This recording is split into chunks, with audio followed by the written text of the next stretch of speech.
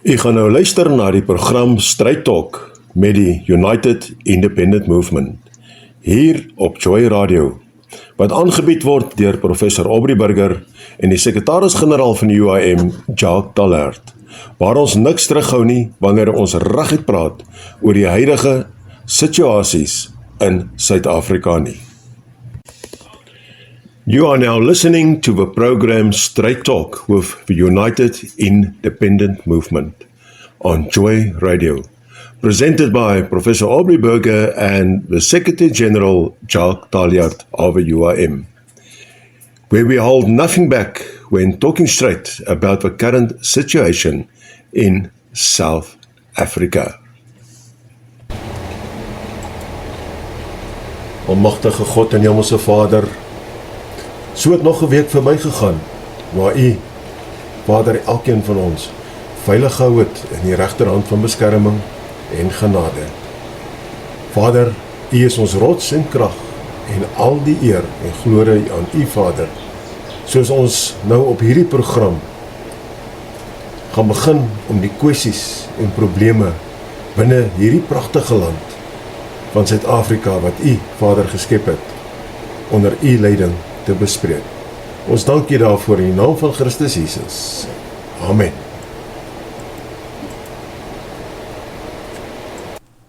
En weer eens geliefdes, goeienaand. Jacques, goeienaand. Welkom weer terug hier so vanaand op Straight Talk with the UIM. Dankie prof, goeienaand aan almal, lekker om julle weer te sien.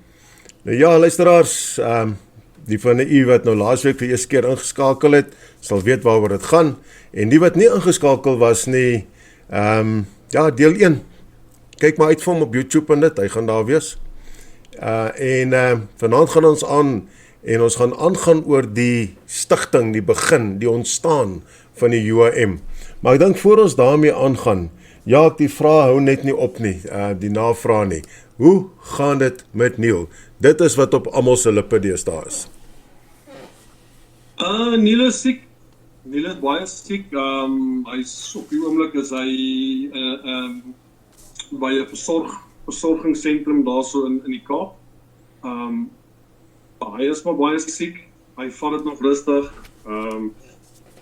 Die dokters behandel pyn. Hy het nogal geweldig baie pyn gehad die laaste paar weke. Die dokters is besig met pynbehandeling, so hy's op sterk medikasie. So hy slaap maar meeste van die tyd. So, jy weet, met ander woorde, jy weet, hoe sê hulle, so met obviously gaan hy nou nie, jy weet, meer live doen, of hy praat nie regtig, hy verskyn nie meer in die publiek nie, en sy werk in die raad, daar in die Kaap, in die council, dit het ook nou so 'n bietjie op sy geskuif vir eers. So hy is onder baie streng mediese behandeling en mediese toesig. So hulle monitor hom maar en hulle probeer maar hulle bes om te kyk of hulle hom kan beter maak, maar ja, hy is nog met ons. Ek kry nog so elke nou en dan kry ek terugvoer van sy persoonlike assistent Julian af. Dan weet hulle net vir ons, Neil is nog met ons en hy het vir my actually, gister het ek weer met Julian gepraat, dit is sy persoonlike assistent, en toe Julian vir my gesê, Neil het 'n paar grappies gemaak en hy het 'n paar snaakse goede te sê gehad, soos altyd, en smile op sy gesig gehad, so, maar ja, dit is maar 'n stryd waarin hy gewikkel is, en dit gaan maar rof, maar ons hou nog steeds duim vas vir hom. Ek weet, ken van Neil al baie jare, Neil is nie 'n ou wat opgee nie, en Neil sal nie beklei nie, Neil sal nie opgee nie, so ons gaan ook nie opgee nie, ons hou aan vir Neil bid, en ons waardeer al die boodskappe wat ons kry van die publiek af. Mense is baie lief vir Neil, en daar's baie mense wat vir Neil boodskappe stuur, en vir ons boodskappe stuur, wat ons probeer om by hom uit te kry, maar mense moet maar verstaan, is maar moeilik. Maar, ja, ek dink dit sou nou baie nice gewees het om vanaand hier saam met my te kon hê, maar, ons hou duim vas dat dit binnekort gaan gebeur, as dit die Here se wil is. Ja, nee Jacques, al wat ons kan doen, ons kan maar net in gebed bly. En die Vader is die enigste een wat weet wat die pad vorentoe is. En ek glo dat hy het nog, daar's nog werk vir Neil om te doen. Sy werk is nog nie klaar nie. En dis hoekom hy die pad, en inteendeel, vir Neil op hierdie pad gesit het, saam met jou, soos wat jy laasweek verduidelik het, en saam met ons almal wat van Tuka se tyd af en van nou die dag se tyd af deel geword het van die UIM om te kyk om 'n toekoms te verseker. Nie net vir ons kinders nie, maar vir ons kleinkinders, agterkleinkinders, hulle kinders en ongeag wie dit is, maak nie saak nie. Wat se kleur, wat se geloofoortuigings of wat ook al is nie. Maar vir elke Suid-Afrikaner, elke burger van hierdie land. En so daarvan gepraat. Ons het laasweek het ons opgehou, het ons gesels het en dit is ons het begin so raak in die 2021 munisipale verkiesing van daai tyd. En die wat daar gebeur het en die oploop daarna toe, jy het nog vir ons verduidelik hoe die al daai klomp stemme wat julle skielik, die handtekening wat skielik gekry moes word, en hoe julle te werk gegaan het om dit te kry en dies meer. So, kom ons stel ons storielyn nou weer van daar af op, en ons begin by 2021. Ja, luister, as jy weet, ons, dit klink so 'n bietjie na die verlede, maar ek dink is belangrik, ons moet weet waar alles vandaan kom. Jy moet jou verlede ken om jou toekoms te kan bepaal, in die einde van die dag. So, Jacques, vat hom van daar af ons asseblief. Dankie prof, ja, kyk, ons is toe in 2021, 2 Augustus het ons die party geregistreer, toe het ons 'n amptelike politieke party geword, en jy weet, dit was etlike weke, ek dink dit was 'n maand of 2 as ek nou reg kan onthou, voor die verkiesing daai tyd in 2021. So ons het omtrent geen tyd gehad om voor te berei hiervoor nie. Ons het geen fondse gehad nie, ons het geen borgskappe gehad nie, so ons het letterlik hierdie verkiesing aangepak, hoe sê hulle in Engels, jy weet, organically. Ons het organically gegroei. Jy weet, met by wyse van weet, sê hulle word of mouth en kyk, ons het dit wat ons gesê het en ons was baie op sosiale media gewees het, dit het soos 'n veldbrand versprei. En ek dink ek wil ook dit noem net vanaand dat ek dink die rede hoekom ons is waar ons vandag is en hoekom ons goed doen in my opinie en hoekom ons baie ondersteuning het daar buite is, jy weet, nie dit met 'n heeltemal 'n ander aanvalshoek gekom in 2021. Nie dit goed begin sê en goed begin doen wat normale politikuste nie doen. Die manier wat hy gepraat het, die goed wat hy gesê het, sy eerlikheid, weet, hy's 'n ou wat reg het, hy's op die man af, hy het 'n ding gesê soos wat dit is, partykeer daar 'n paar kraswoorde geval, maar jy weet, met Neil, hy was 'n oop boek. En ek dink daar's baie mense wat dit raak gesien het en dit waardeer het, en dit is ongeken, as ek dit so kan stel, in die politieke wêreld. Jy weet, mense, daar's 'n stigma wat kleef van politiek en politikuste. En ek dink hy daai stigma het hy bietjie kom afbreek, of bietjie kom skade aan. En het vir die mense daar buite gewys dat, weet jy wat, het is nie nodig om elke keer as jy die woord politiek hoor of politikus hoor, laat jy weghardloop of jou oor te rol nie. Want dis een van die goedes wat hulle altyd wil sê by 'n braai. Niemand wil ooit oor geloof of politiek praat. En dis seker die 2 belangrikste goed in die lewe om oor te praat. Daai 2 goed, is geloof en politiek. Maar niemand wil dit ooit bespreek nie, niemand wil ooit daaroor praat. Maar ek bedoel, politiek is bepaal elke ding wat jy in hierdie lewe kan doen en nie kan doen nie, en wat jy mag doen en nie mag doen nie, word bepaal deur politiek. En die feit dat mense daar buite nog steeds nie deelneem aan politiek nie, of politieke gesprekke nie, of dat hulle nie deelneem aan verkiesings nie, of stem nie. Dit gaan my verstaan te bowe, want wat julle basies doen is julle gee vir die wat oor ons regeer. Julle, daai sambok wat hulle ons beslaan, gee julle eintlik vir hulle. Ons gee vir hulle daai sambok. En daarmee slaan hulle ons. En ons nou nie gelukkig is ons geslaan word met daai sambok nie, en dan kry ons, elke 5 jaar kry ons 'n geleentheid om daai sambok uit hulle hande uit te vat, en dan gee ons sommer net weer vir hulle terug. So, dis die goeie ding, dis een van die UIM se sterkpunte, en van Neil se sterkpunte is die feit dat ek dink hy het baie mense wat opgegee het op 'n stadium, weet, in hierdie land, of in politiek, het hy weer begin hoop gee. Dis hoekom ons het, veral onder die senior mense, senior burgers, ons pensionarisse, dis mense ewe skielik daai wat, ja, hulle het ewe skielik nie besluit nie, hulle is nog nie klaar beklei. En ons het 'n baie groot basis, ondersteuningsbasis onder daai groepe mense. Want dis mense wat, wat besluit het, weet jy wat, of ek dink dis baie mense wat gevoel het, daar's nie regtig veel wat hulle kan doen of kan bydra nie. En ek dink Neil het weer vuur in hulle kom wakker maak en net hulle weer kom inspireer. En daai is van ons grootste ondersteuners en van ons hardste werkers op die oomblik. En van ons aktiefste lede in die UI.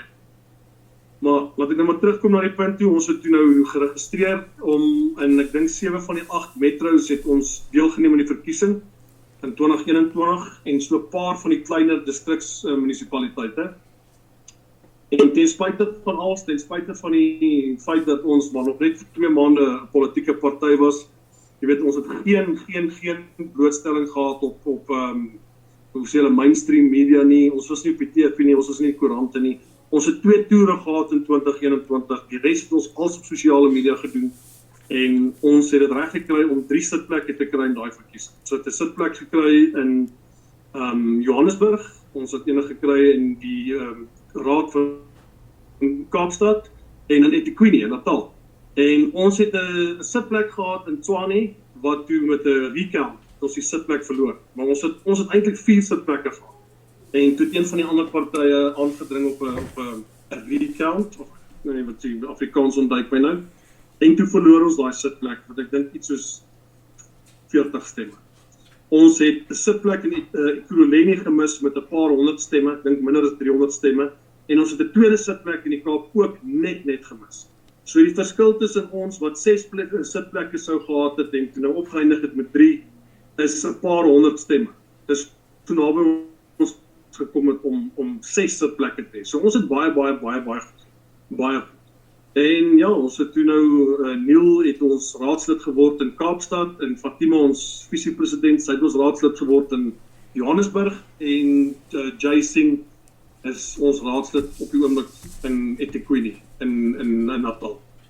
En ja, ons sal volgende keer, ons gaan volgende donderdag sal ons vir Jay en Fatima bietjie, sal hulle ons aansluit by ons op hierdie uitsending, en dan gaan hulle 'n bietjie praat oor die UIM se laaste 3 jaar in die raad, en dan gaan hulle vir ons bietjie meer vertel oor wat het ons als gedoen. Daar's groot goeders wat ons reg gekry het in council, as ek dit so kan stel, in die laaste 3 jaar. Jy weet, ons sê altyd, om iemand soos Neil of Fatima of Jay in die raad te hê, beteken jy sit eintlik daar met 30 of 40 of 50 raadslede, want jy weet, een ou se stem, soos byvoorbeeld vat nou vir Neil, as Neil dit kan regkry om van die ander raadslede in daai raad, in daai council, as hy dit kan regkry om hulle te beïnvloed met wat hy sê en hoe hy dit sê, as hulle kan kry om, weet, ons sienswyses te deel, of hoe sê hulle, in te koop by dit wat ons, weet, op die tafel sit, of ons ideologie, dan beteken dit eintlik, jy weet, dan sit jy op die oomblik dan sit jy met 30 of 40 mense van ander partye wat jou ondersteun, wat jy sê, wat ondersteun wat jy voorstel. As jy moties, jy weet, as daar moties is wat van ons kant af kom, dan ondersteun hulle daai moties. So eintlik sit jy dan tegnies met 20 of 30 UIM raadslede daar. Want dit is die mag of die invloed wat een persoon se stem kan hê in byvoorbeeld so 'n raad soos in die Weskaap of in Johannesburg. En ek kan net dink byvoorbeeld dat as jy vir iemand soos Neil, daar's 'n verskeie klomp mense in die UIM wat saam met Neil in daai parlement kan gaan sit. Maar net 'n handjie van ons, of een van ons, of 2 van ons, sal so groot invloed hê op die res van die mense in die parlement of in enige raad, dat die ripple effek daarvan sal so positief wees, want jy het sulke tipe mense nodig.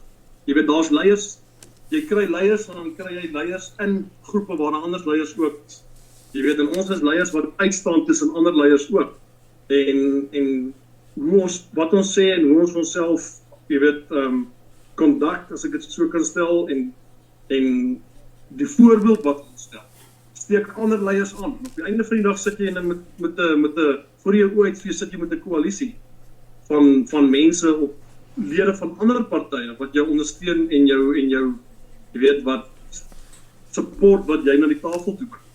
En dit is een van die kenmerke van goeie leierskap, om 'n goeie leier te wees, is jou vermoë om ander mense te beïnvloed. Dis hoekom ons soveel kon regkry, dit is hoekom ons soveel seggenskap het, as ek dit so kan stel, in daai verskillende councils waar ons verteenwoordig word. En al het ons net een lid daar, al het ons net een raadslid daar, maak ons nog steeds 'n baie groot verskil. En ons hoop natuurlik om volgende jaar baie beter te doen en baie meer raadslede te kry. Maar wat 2021 aan betref, was 'n groot sukses vir ons en ons, ek dink die mense sal dit baie interessant van volgende week as ons vir hulle vertel wat ons al reeds reg gekry het en daar's al 'n paar snaakse stories wat ek al die terugvoer wat ek gekry het van Neil, Fatima en Jay af wat hulle werk aan betref en council. Ek dink die mense sal hartens reg staan en ek dink hulle sal alles in vir 'n groot surprise. Ek dink dit gaan interessant wees om bietjie daai gesprekke te hoor en ek dink die skierigheid is klaar geprikkel by die luisteraars op hierdie stadium. Ek dink as hulle sin kon kry, hulle sê sommer nou. Maar nee, as bietjie wag. En as u wil graag wil deel raak van die WhatsApp gesprekke hierso op die ateljee. En onthou, u kan slank begin vra instuur in dit, maar ons gaan die vrae eers oor 'n week of so sal ons hulle almal in diepte begin bespreek. Ja, so ons elke vraagie wat ons kry, maak ons notas van. Dit kom op word afgetrek, word gebeere, dit gaan nie weg nie en ons gaan nog aandag gee aan almal van hulle. Maar onthou net, die nommer 079 678 0510. En ja, dit is die direkte WhatsApp nommer hierso op die Vaaloewer Ateljee. Hier waarvan ons direk uitsaai. Ja, Jacques sit wel in Pretoria en tegnologie maak dinge wonderlik vandag vir ons. Maar as jy dit vir die Joy Radio, miskien die website daar op hulle WhatsApp nommer na die hoofateljee toe stuur, Christel, hulle sal vir my dan ook daai boodskappe aanstuur. So dit sal nog steeds nie verlore gaan nie. Maar Jacques, ons het 'n paar boodskappe ingekry wat ek gou wil deurgaan hier so saam met jou. En die een is van Erlita af, en ons ken almal van Erlita nou altyd in hierdie tyd baie goed. En so I say, good evening, Prof and SG. Looking forward to this show all week already. Neil and the UAM gave us hope. Thank you for all the hard work you did and still doing. Ja, nee, ons kan maar net nie ophou. Dankie sê daarvoor nie. En dan Garth Jack sê vir ons, the UAM was a strong voice already in 2020, a legend calling out injustice. En hier verwys hy na daai geval by die Brackenfell High School, wat dan November 2020 plaasgevind het. En dan het ons Chris Herodes hier so, hy sê, hi SG and Prof, great to hear you guys tonight. Thank you, Chris. Nice to hear you as well, even if it's just on a WhatsApp. Appreciate it. En dan is Tilani Meyer hier so, sy sê, proudly part of the UAM. Thank you SG and Prof. Greetings from Gordons Bay Strand. Ja, vryf het in daar by die strand, né? Maar ja, welkom. En dan Benjamin Hannibal, my voorsitter hierso in Mfuleni, en hy sê, good evening SG, Jacques, en Prof Aubrey, Benjamin here, I have a question.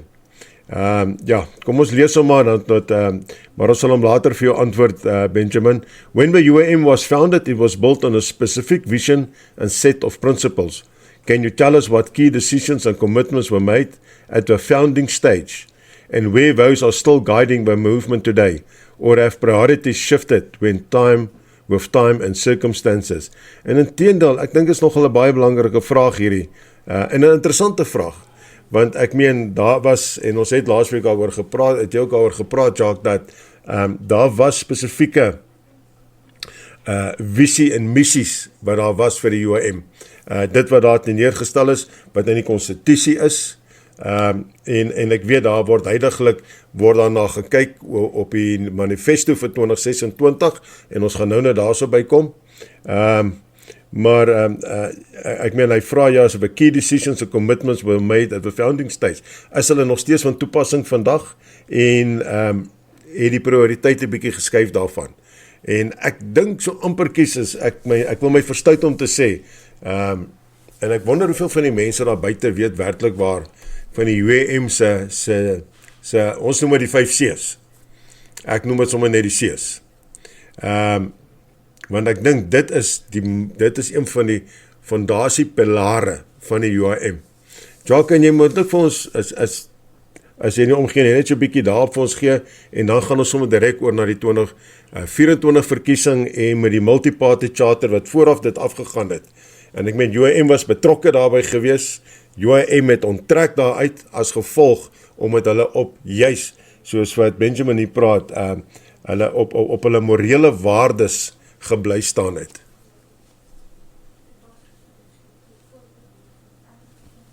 Ja, prof, ek dink as ek praat oor die C's gaan ek dit in Engels doen, want dit is maar hoe dit verduidelik dit mooi in Engels, want dit is waar jy nou gaan sien waar die C's nou inval. So ons het right from the get-go, we said that politics are not about the people anymore.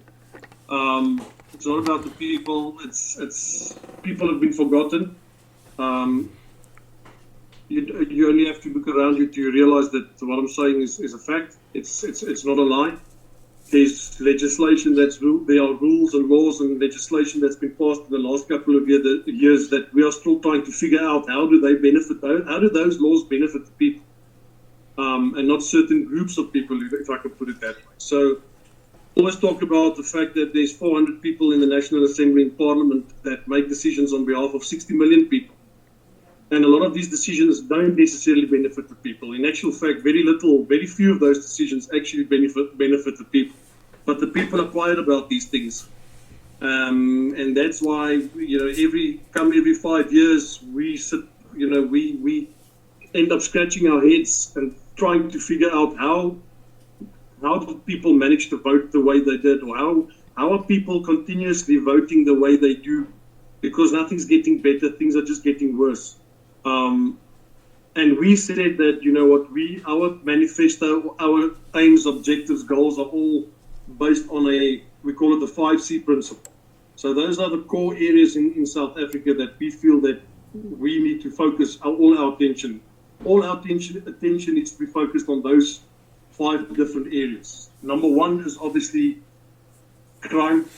We are probably one of the countries in the world that's got the worst crime rate on the planet. Crime is completely out of control. Crime affects everything in South Africa. I think if you can just make a dent in that crime in South Africa, it's going to have such a ripple effect on everything else in South Africa that's wrong. That if you only deal with that problem itself, it's going to have such a massive positive influence in the whole country and all the people that you're going to end up solving other problems as well that don't necessarily fall under crime. But I mean, everybody reads the news. Everybody reads the newspaper. You've got allegations of police corruption and generals calling ministers out on television. You've got cases. We dealt with a case last week. We spoke about it where a 4-year-old girl in El Dorado Park was abused allegedly by her dad, so much so that she died. Kids are dying every day. Kids are being abused every day. People are killing each other for cell phones for nothing. People are being murdered on farms. The farm murders in South Africa is something that's actually now, reached the attention of the international media as well. And for many years, this government has turned a blind eye to it, downplayed it. So crime itself is definitely one of the areas that we want to focus on. I think that's an area that all political parties want to focus on. That's, you can go and look at any other party's manifesto or governance blueprint or whatever, or whenever, when every time elections come around, or every time when it's time for elections, these are one of the obvious things that they always talk about and preach about and say, we're going to change this, we're going to do this, we're going to do that. But we actually came up with some solutions that we will discuss in future. Well, in our opinion, or from our side, solutions that we feel will work, that will make a difference. But crime, like I said, is one of them. Obviously, corruption. We all know about the Zondo Commission and what transpired during that inquiry. The fact that nobody has spent a single day in jail after those findings that Zondo Commission, the findings that came out of that inquiry. State funds that have been stolen, state capture. Corruption is, we are probably one of like with crime, we are one of the countries that have the worst corruption in the world.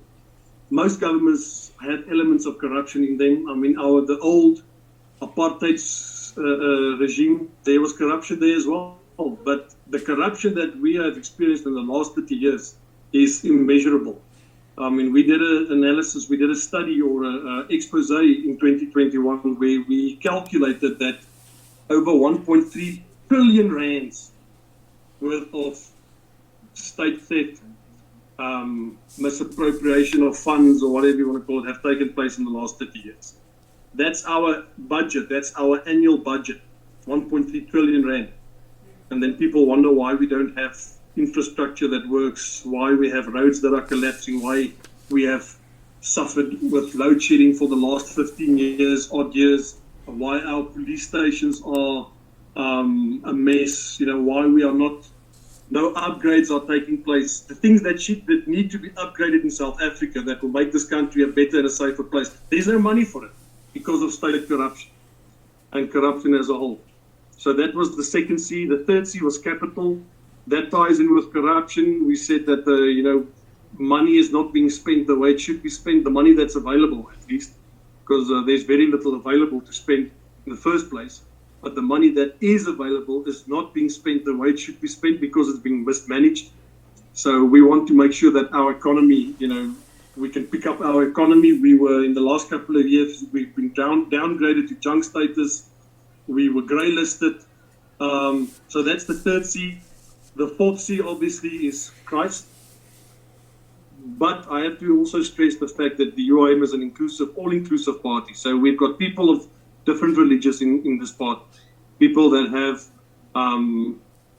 official positions in this party that are not necessarily Christians. We've got people that are from the Muslim faith in this party. We have people that are Buddhists, people that are... so this is a faith-based party, if I can put it that way. But we use the word Christ. That's our fourth C. And one of the things that we are strong advocates of is the fact that religion needs to come back in schools. We need to, when I was in primary school, religion was a compulsory subject. That was a compulsory subject. But it's been thrown out of schools. And I think the presence, of, if I can say that, I'm saying it from my religious perspective, people have removed God from politics and from governance. And that is a big problem because, if you really go and look at the problems that we have in South Africa and the problems that we are facing, it would be hard to imagine solving all of these problems without God's intervention or help. And we are strong advocates of that, that religion needs to come back into schools, households for that matter. There's moral decay happening in our communities, in our households.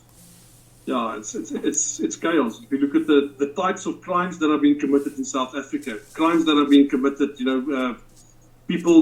family members are committing crimes against each other. Parents are abusing their children. These are evil crimes. These are not crimes for financial gain or these are just plain evil crimes. If I can, I don't know how else to put it than saying that it's just pure evil. It's got nothing to do with monetary gain or financial gain. Some of these crimes that are being committed is being committed out of pure evil. And then obviously the fifth C is constitution, because we've got a good constitution, we've got a great constitution, but you know what the funny thing is that constitution is open for interpretation. And when those that interpret it don't interpret it, with the people in the best interest of the people, then that becomes a problem. So one of the things that we've always said is that if we were ever given the chance to govern, or if we were ever put in that position, we would do a constitutional review. Because remember, this constitution was written in 1994. 32 years have passed, 31 years have passed. Times have changed, circumstances have changed. We feel, it's not such a bad idea to revise it, or to review it at least. and make changes where necessary, because times have changed, circumstances have changed, but we are strong believers in the rule of law, in law and order, and we support our constitution. There's a lot of laws that have been passed and decisions that have been made in the last couple of years that, in my opinion, are in direct conflict with what our constitution says. And that's one of those head scratches once again. One of those things that make us scratch our heads and wonder how's that possible. Some constitutional court rulings as well. I think in particular the one with regards to the singing of the song "Kill the Boer, Kill the Farmer." We're still trying to figure out how the constitutional court, what were they thinking when they denied that leave for appeal to have it, considered as hate speech. Obviously, AfriForum, there was a leave for appeal that AfriForum applied for the Constitutional Court, and they were rejected. And the fact that the Constitutional Court has not made a ruling on that yet, we don't understand how that's possible, because if you really go and look at the Constitution, you will clearly see there that the singing of that song is 100% a violation of our human rights and our rights to dignity and the rights to freedom of expression. They are completely abusing that right. And I mean, case in point, Julius Malema was found guilty by the Equality Court, I think it was yesterday, for inciting violence or hate speech.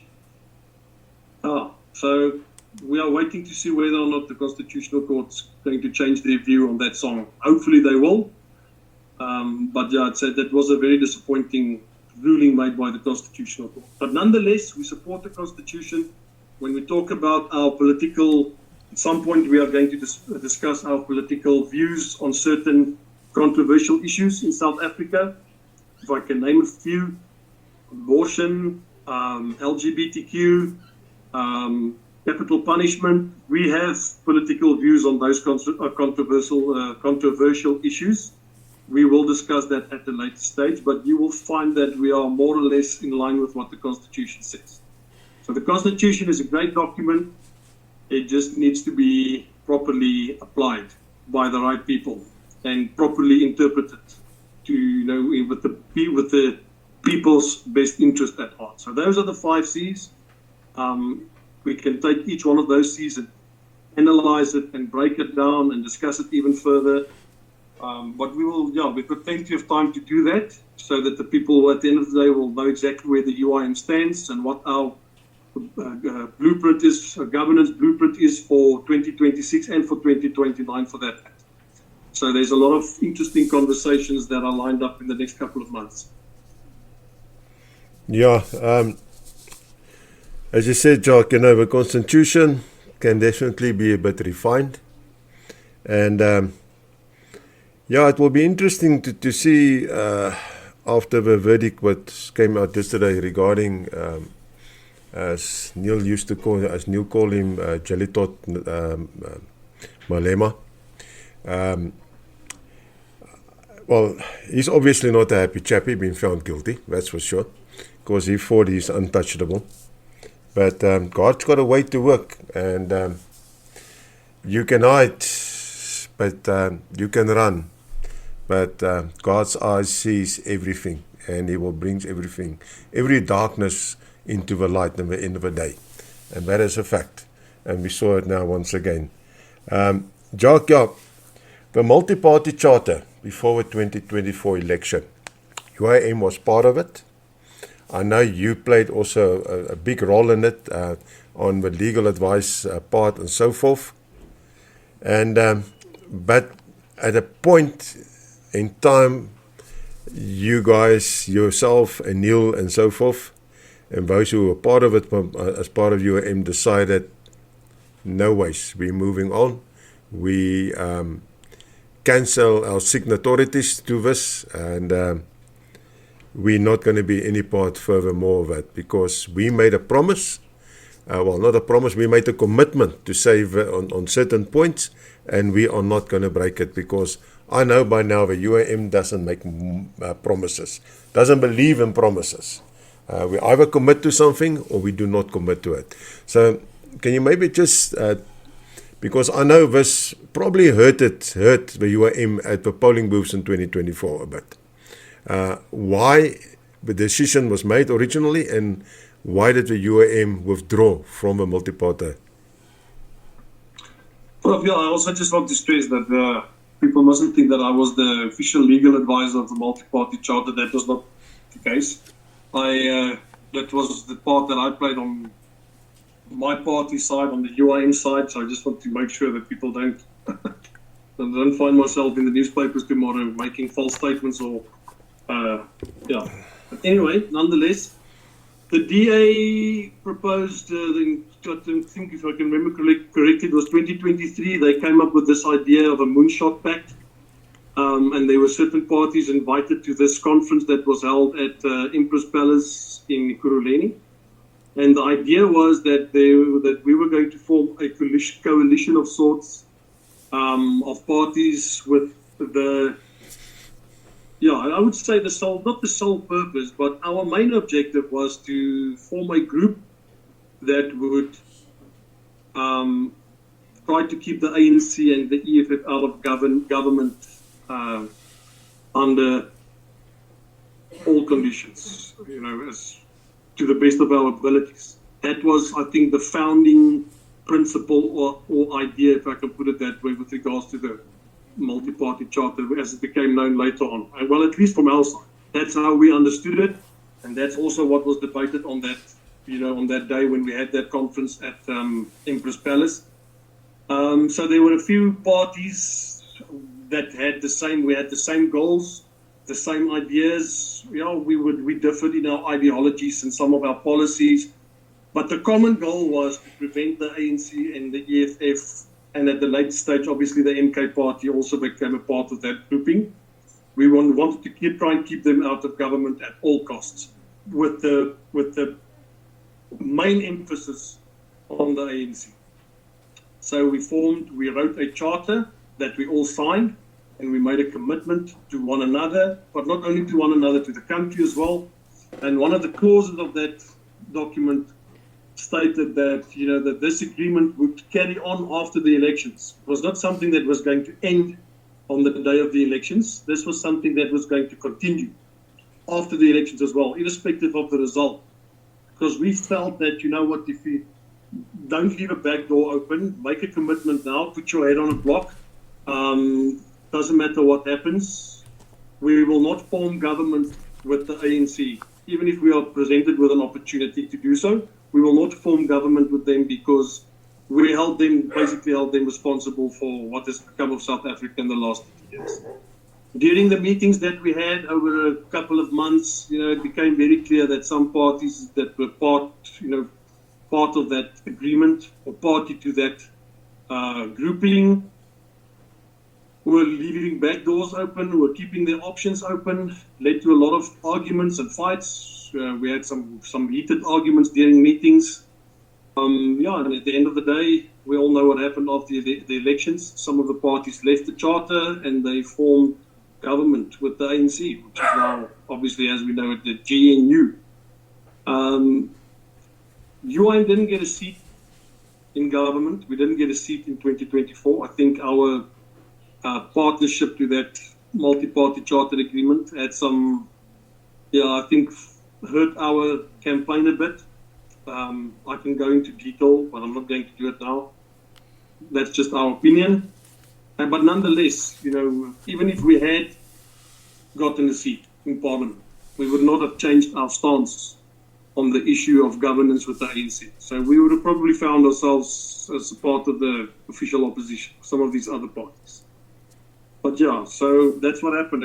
A whole bunch of parties, a couple of parties left the charter. They basically resigned from it. I don't know what's the correct term to use. And then, the UIM left as well, because, we were not going to be a part of something that had lost its value or its purpose, if I can put it that way. We were very disappointed. We were obviously very disappointed with some of these parties that decided to change their minds when the opportunity presented itself. But one thing I can say is that we stood firm. We didn't change our opinions on anything. We didn't waver. We didn't fall prey to,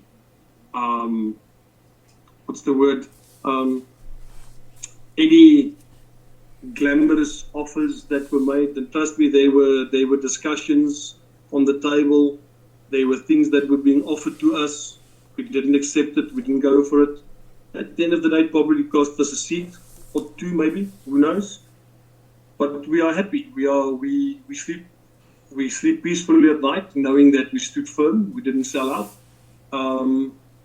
And our position and our opinions have not changed. So I know Benjamin Honeyball earlier asked, what has changed as the UIM? Have we changed our policies or our ideology? Or no, we haven't. I think we are one of very few parties that have consistently shown in the last couple of years that we have not changed anything. We have not changed our opinions. We have not changed our views. We have not adapted to the times. Some people call it. No, we are not going to change. We are a party for the people. We've always been a party for the people. All people that share our views and principles. And that's never going to change. Ons is 'n party vir die mense. Ons is nie vir eie gewin nie. Ons het nie agendas nie. Ons het nie political aspirations nie. We are not career politicians. Ons worry nie oor staatskarre en huise en goede nie. No, this is not what we are about. That's why we all have day jobs. We all have careers. Politics, this is not a career for us. We are doing this because we care and we love our country and we love our families and our friends and we love the people of South Africa. And if no one's going to get up and do something, then you know what? We might as well all give up. So, ons is 'n laaste groepie nie, daar's baie mense wat opstaan en vir wat reg is. Ons is een van daai groepe mense wat dit doen. Ons kry baie kritiek partykeer, maar dit is nou maar, hoe sê hulle, die hoogste bome van die meeste wind. Maar ons doen hierdie vir we are pure in our intentions. Ons doen hierdie vir die land en vir sy mense. En gelukkig, ek dink veral in die laaste jare is daar baie ander mense wat begin opstaan het en dieselfde doen. Daar's baie mense wat baie goeie werk doen as kampvegters vir hierdie landse mense wat ewen daar buite in die buiteland sit en probeer seker maak dat die internasionale media en internasionale gemeenskap hulle begin oopmaak om te sien wat besig is om in Suid-Afrika aan te gaan. So, ons is we're a party, we're a licorice all sorts party. We've got people here from all walks of life, all corners of South Africa, all languages, cultures, whatever you want to call it. But these are all people that share the same views and the same principles. And these are all people that just want to get along, live in peace, live in harmony, live without fear, prosper, ensure that their children and that they have a future in this country. That's it. That's what we want. That's all that we want. Nothing more, nothing less. And we are willing to fight to get it, to make sure that it happens. Amen vir daai ene. Ja, terwyl jy so praat, while you were speaking like that, Jacques, you're talking about the licorice all sorts. It comes to mind me that actually the UIM is the Rainbow Nation Party. It's actually a Rainbow Nation Party. And yeah, Alita also said we are committed to holding the government accountable. Now, the only way we can do that is when we partake in the 2026 elections. That's the next one in front of us, and then looking forward to the 2029. Maar ja, Jacques, jy weet daar is baie mense, jy kry nog steeds die mense wat op die banke sit, daar in die pap sit, daar om die braaivleisvuur staan en moan en groan en alles. En as jy van vra het jy gestem, dan sê hy nee. Dit help nie om te stem nie. Niks gaan verander nie. Nou, en jy dit vroeër, het jy dit ook aangeraak. Jy weet, as ons nie iets doen van onsself af nie, as ons nie, want as jy nie jou kruisie trek nie, gee jy jou kruisie terug, vir soos jy gesê, die sweep. Jy sit die sweep terug in die hande, van die wat die sweep saai op hierdie stadium. En dit is wat ons nie wil doen nie. Maar die vraag wat baie mense, is ek seker wat baie mense afvra, is, en jy het dit ook nou genoem, dat die UIM is almal vrywilligers. Hulle is nie loopbaan doelgerigte politikuste op die stadium nie. En ja, kyk, as hulle inverkies word, dan gaan die prentjies 'n bietjie verander, en dan hooplik, ek glo en vertrou, dit gaan nie ook raak soos wat dit geraak het met die ander, dat die moment as hy in 'n gesagposisie kom, om te sê, okay, right, nou gaan dit oor my, nie meer oor die mense nie. Want, jy weet, soos wat Jesus gesê het, weet, hy het gekom om te dien, nie om gedien te word nie. En die UIM met dieselfde beleid, is hier om te dien, om die mense van hierdie land te dien, en nie om gedien te word, dat dit so sal bly. En, ek weet, ons kry die vraag, hoekom die UIM, en het is een antwoord wat ek gewoonlik gee. Maar as ons kyk na 2026, dink ek ons moet ook maar kyk na wat Neil altyd sê, en hy gebruik altyd een van sy gunsteling staatshoofde, Winston Churchill, waarna hy verwys. En dan die ander een is John F. Kennedy. Want jy weet, daar is leiers en staatshoofde. Daar is 'n groot verskil. En ek dink dit is waar die verskil met die UIM ook inkom teenoor die ander partye. En dis maar net my beskeie mening hierdie. En dis om ek sê, die UIM is in my oë na regte die enigste, huidiglik die enigste wat 'n volledige pakket het as 'n reënboog party vir hierdie land. Wat niks en niemand uitsluit nie, ongeag.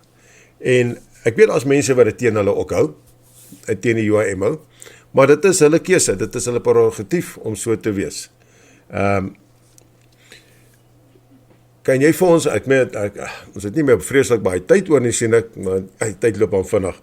Vir ons het 'n bietjie sê, vir die 2026 verkiesing, waarmee is die UIM huidiglik besig? Met hulle voorbereiding, want ek weet hulle het al begin voorberei, en wat is die punt? Want ek weet, Jacques, en ek wil dit vanaand op die lig uitsit, dat die UIM vra mense wat werklik waar voel dat hulle verandering wil bring in hierdie land.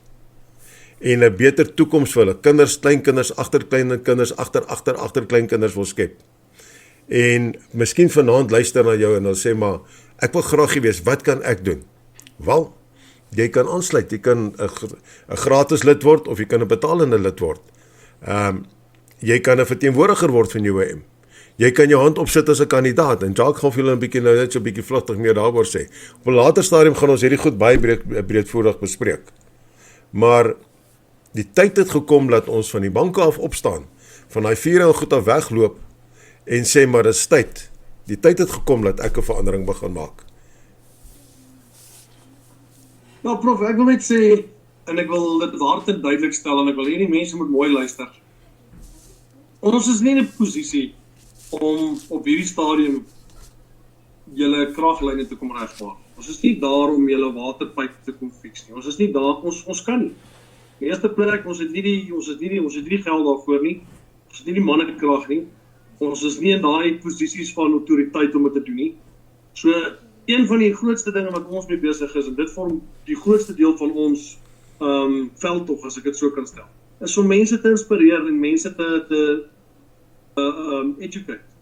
Vir mense 'n bietjie te vertel wat aangaan, en mense se oë bietjie oop te maak. Want mense sit daar so, hulle sit, jy weet, by die huis, en hulle kyk net, en boer soek 'n vrou, en whatever hulle kyk, en hulle salig onbewus wat om hulle gebeur, en hoe hierdie dinge werk, hoe hierdie stelsels werk. Jy weet, ons kry partykeer mense wat vir ons boodskappe stuur, dan sê hulle vir ons, my ligte is af in my wijk. Die rioolwater loop op my straat. Hulle weet nie wat om te doen nie, hulle weet nie om het aan te meld nie, hulle weet nie na wie om toe te gaan nie, hulle weet glad nie, hulle weet nie hoe hierdie goed werk. So hulle bel jou en dan verwag hulle, jy moet nou die volgende dag daar opdaag, en jy moet dit kom regmaak, en dan is hulle nou kwaad vir jou, omdat jy nie opgedaag. So een van die belangrike goed wat ons doen, is om mense net so 'n bietjie te begin inlig oor hoe politiek werk, en hoe hierdie tipe van goed werk, en hoe dit werk in die raad. So dis hoekom Fatima en Jay volgende week gaan aansluit by ons, om 'n bietjie vir die mense meer te vertel oor hoe hierdie goed werk. Ons is daar om vir mense te inspireer. Ons wil mense inspireer om betrokke te raak. enige persoon daar buite wat voel hy kan 'n verskil maak, maar wat dink hy gaan nie, dis die mense wat ons probeer aanraak en sê, nee, moenie so redeneer nie. Moenie daai sienswyse hê nie. As jy voel jy kan 'n verskil maak, al is dit so 'n klein verskilletjie, doen dit. Want jy kan nou net dink, as almal van ons 'n ou klein verskilletjie elke dag maak, wat 'n groot verskil dit gaan wees. En die enigste vraag wat ek wil, the only question I want to ask people in light of the local government elections in 2026 is we're not going to bash other parties and tell people not to vote for other parties or vote for us instead. We are going to ask people to ask themselves a couple of questions and to answer those questions honestly. So what people need to do is people need to look back on the last 3 or 4 or 5 years. Certain decisions were made in 2021. Certain people were elected as councillors. You need to ask yourself the question, have they done what was expected of them? Have they lived up to the expectations? If they did, then by all means vote for them again, because then they deserve to be there. But if they didn't, and if they disappointed you, and if they're not doing what they're supposed to be doing, and if they are not serving the people, then it's going to be pointless to vote for those same people again in 2026. Or for that matter, the parties which they represent. That's all we are saying. All we need is a chance. We are just asking for people to give us a chance. That's it. We don't want to make too many promises. We want to lead by example. Actions speak louder than words. And trust me, we've set high standards for ourselves. And we are people with big conscience. Gewetens. What's the English word? Consciences. Ja, verloor ek nou heeltemal my tyd. Maar ja, so ons is mense met gewetes. Jy weet, as ons dit dink, as ons sê ons gaan 'n ding doen, gaan ons dit doen. As ons dit nie gaan doen nie, gaan ons nie slaap nie. And trust me, we want to go to bed at night and sleep peacefully. We are not going to break our promises. And if we do, I can promise you it's not going to be because it's not going to be on purpose. And we are going to apologize and we are going to fix whatever mistakes we made. But one thing that I can tell the people, and this is a fact, you can take this to the bank, is whatever we do it in the best interest of the people. Because we are with the people. We are on the same level. We don't see ourselves as, we're not, ons is nie, hoe sê hulle, jou typiese politicus. We are not. But we experience the same problems that all people experience every single day. We also drive over potholes. We also have to pay the same price for bread and milk. We are also affected by crime. Our children are also affected by crime. We also live in fear. We also want the best for our families, all of us. And we're not going to sit back and wait for other people to make sure that those things happen. We are taking action. We are doing it ourselves. And we are doing it, we are volunteering to do this. And for those people that become councillors that get paid, great. Die dominee kry ook 'n salaris. En die ou wat jou lewe red daar op die operasietafel, hy kry ook 'n salaris. So daar's niks fout daarmee. But one thing, like I said, I'll end with this. Our intentions are pure. People need to go and look at other people's intentions. They need to go and look at other parties' intentions as well. I'm not saying that we are the only good party out there, we're the only party. No, there are other parties out there that also do good work. There are other politicians and people there that are from other parties that are awesome people doing great work. But there are also people out there, parties out there that are doing not such good work and that don't have the people's best interest in heart. And people should not make the mistake again in 2026 by voting for those people or those parties. And the people will know who they are because they are living that life. People are living the life. That's what I'm saying. Ask yourself a couple of questions and just answer yourself honestly. And that's it. And make your decision, make an informed decision according to that answer. That is so true, Jock. Now, Jock, what I just want to add here that there's a lot of UIM representatives out there who are fighting harder than current councillors in council to try to resolve problems within different councils. It's not that the UIM said, listen, we're not going to do anything. The representatives what are representing the UIM in the different regions, different provinces, the different municipalities, when matters are being brought to their attention, they do their utmost best still, with a little leverage what we've got, to make a difference in the end of the day for the people out there. And they are actually, those councillors what was voted in, they are also actually holding them accountable as normal citizens, voters of this country. Because if you said it correctly, we all sit with the same problems. If you are being billed on your municipal account for excess water or whatever what you didn't even use, you also need to go and fight it. You also going to need to stand in the queue to get it sorted out. So we know the pain that the people are going through. And that's why we are so committed to fight for those rights for each and everyone, because it's our rights as well what are being infringed.